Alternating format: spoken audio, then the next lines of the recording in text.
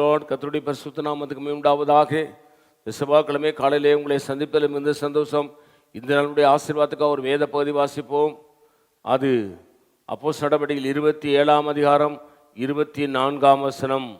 பவுலே, பயப்படாதே, நீ ராயனுக்கு முன்பாக நிற்க வேண்டும். இதோ உன்னுடனே யாத்திரை பண்ணுகிற யாவரையும் தேவன் உனக்கு தயவு பண்ணினார் என்றான். அவரை கடல் பிரயாணம் வழியாய் வேறு இடத்துக்கு கொண்டு போகிறார்கள். ஆண்டவராகிய கர்த்தர் அவனுக்கு தரிசனமாய் சொல்கிறார், பவுலே, நீ பயப்படாத, ராயனுக்கு முன்பாக நிற்க வேண்டும். இதோ உன்னுடனே யாத்திரை பண்ணுகிற யாவரையும் தேவன் உனக்கு தயவு பண்ணினார். அல்லேலூயா.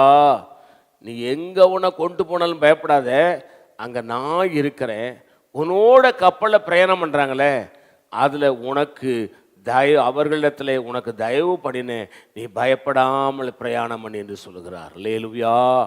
இந்த உலக வாழ்க்கையை பிரயாணம் பண்ணி கொண்டிருக்கிற நீங்களும் நானும் பயப்படவே கூடாது.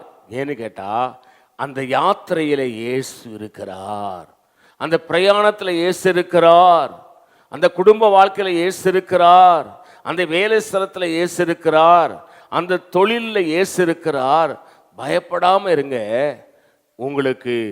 உங்களை கொண்டு போய் கரை சேர்ப்பதற்கு, தயவு செய்வதற்கு, அங்கு இருக்கிற எல்லாரையும் உனக்கு அனுகூலமாய் மாற்றுவேன் என்று பவுலுக்கு கர்த்தர் சொல்றார். இந்த காலை வேளையில் அருமை தேவ பிள்ளையே, பயப்படாதீங்க, எதை குறித்தும் பயப்படாதீங்க.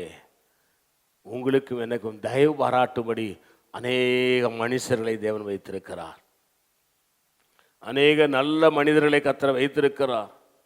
அவர்கள் மூலமாக நமக்கு நல்ல தயவு கிடைக்கும்.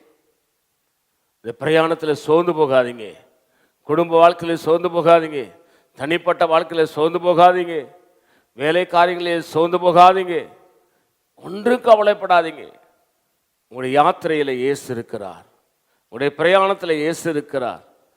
உங்களுக்கு தயவு பாராட்டும்படி அநேக மனிதர்களை உங்களுக்கு முன்பாக வைத்திருக்கிறார். கர்த்தர் உங்களை ஆசீர்வதிப்பார். பயப்படாதீங்க. நான் உங்களை செபிக்கிறேன். பரிசுத்த பிதாவே, எங்களோடு பேசின நல்ல வார்த்தைகளுக்காக ஸ்தோத்திரம்.